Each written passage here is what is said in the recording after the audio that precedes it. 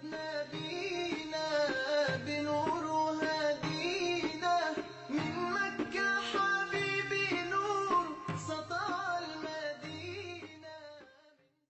السلام علیکم ورحمۃ اللہ تعالی وبرکاتہ۔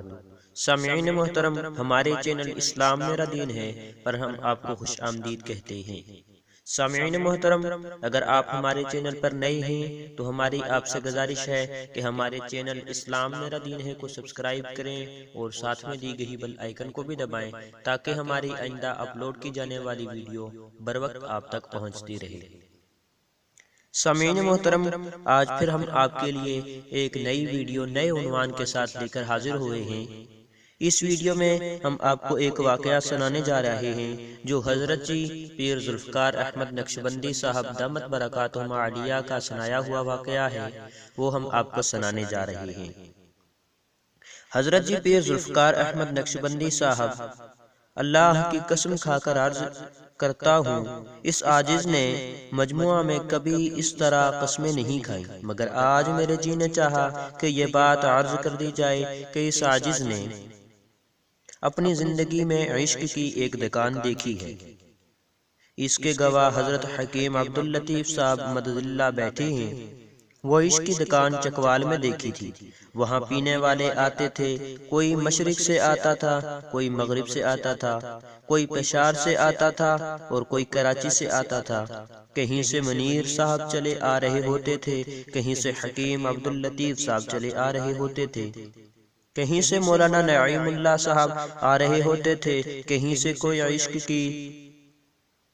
کا پیالہ پینے کے لیے آتا تھا۔ یہ عشق کی سودائی یا محبت الہی کے منگتے، یہ محبت الہی لینے والے فقیر بے تاب ہو کر اپنے گھروں سے کھینچے چلے آتے تھے۔ یہ وہاں جاتے تھے، وہاں ایک شیخ تھے جن کی زندگی اللہ رب العزت کے حکموں کے مطابق ڈھل چکی تھی، جن کا سینہ عشق الہی سے بھر چکا تھا۔